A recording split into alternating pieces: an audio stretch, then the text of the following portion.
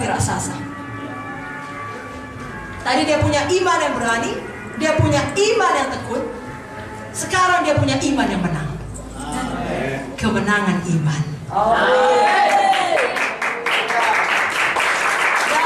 Seharusnya begitu kita mengikut Tuhan. Seperti Kaleb ini, lagi muda, keberanian iman. Semakin tua, ketekunan iman.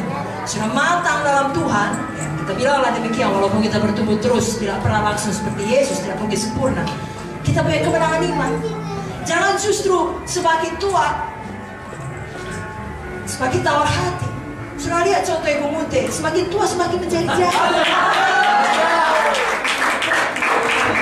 Karena Roh Kudus di dalam dia, semua kemuliaan hanya untuk Tuhan. Itulah dia iman yang menang. Dia tidak berkata, aku sekarang sudah 85 tahun, aku lagi harus menghadapi bangsa enak, harus pulang balik lagi dari awal. Tidak. Berikan padaku hebat.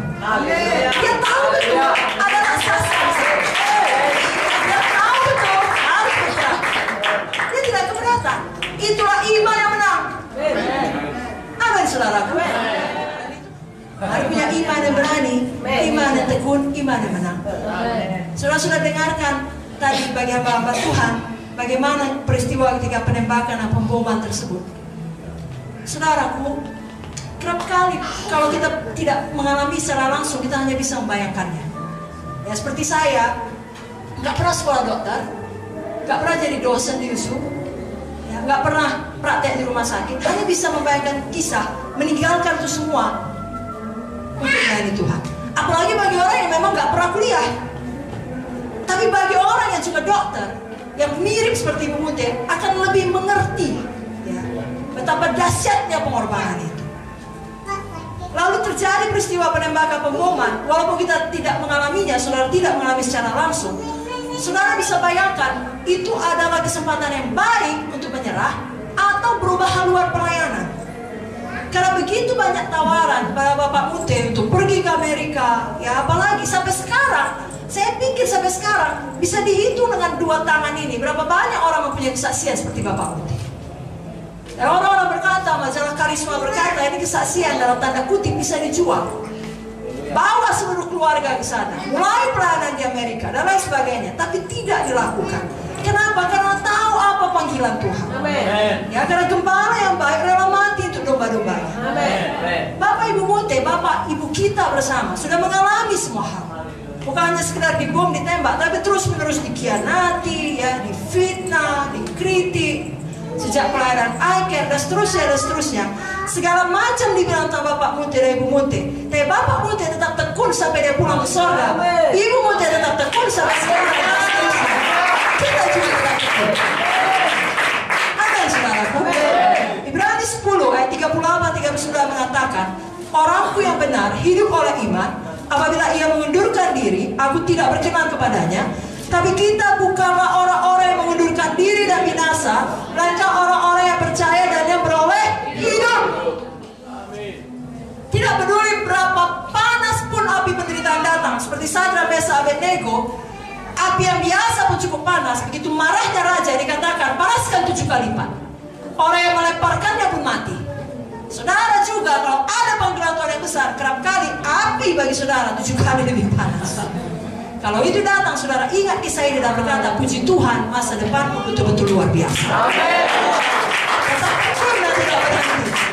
Karena memang hamba-hamba Tuhan luar biasa dalam Alkitab, tidak ada langsung hebat. Semua harus punya iman yang berani, iman yang tekun, baru sampai pada iman yang menang. Saudara ambil misalnya kisah Daud. Daud sejak muda sudah diurapi menjadi raja. Tapi toh harus mengalami banyak sekali penderitaan. Dikejar-kejar oleh Saul. Punya kesempatan membunuh Saul 2 kali, tidak dilakukannya. Justru dia panggil Bapakku, Bapakku. Ketika hati ini siap, ketika karakter ini sudah dibentuk, Tuhan lihat ini bisa dipercaya. Tidak masalah bagi Tuhan mengangkat kita. Amin. Mempercayakan kepada kita semua berkat-berkat, bukan hanya berkat materi, berkat rohani, pengurapan, kuasa. Tadi Ibu Munte sudah mengajarkan, kalau orang punya kuasa tidak punya karakter, mengerikan. Bisa jadi diktator, bisa jadi monster, saudara. Tuhan tidak mau kita demikian. Kita masuk pada kisah Yusuf. Oh, ini lebih hebat lagi, bisa 1 hari 1 malam menjelaskannya. Yusuf, saudaraku, sangat tekun. membutuhkannya. Ya, kalau ada orang yang lebih menderita dalam Alkitab, maksud saya yang paling menderita di Alkitab selain Tuhan Yesus, saya akan memilih Yusuf. Sejak masa mudanya, makanannya adalah penderitaan. Bukan karena jahatnya, karena patuhnya. Dimulai dari awal dia patuh kepada bapaknya, dia saudara-saudaramu. Ini dia, nggak nampak di situ. Lalu ada yang bilang, oh saudaramu di sebelah sana. Saking patuhnya berjalan mil kedua ke sana dia. Sudah mau dibunuh. Tidak jadi dibunuh, dilemparkan dalam sumur. Itu mengerikan dalam sumur. Nggak tahu apakah dibiarkan mati kelaparan, mati pelan-pelan, atau akan dilempari dengan batu. Ketika akhirnya dia ditarik ke atas, dipikir sudah berakhir, rupanya dijual. Lalu setelah dijual, tetap dia baik, Tuhan menyertai dia berhasil.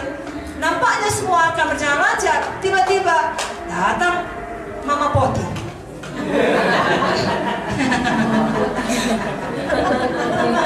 Main mata. Abang Yusuf. Lalu Yusuf mempertahankan integritasnya, kekudusannya.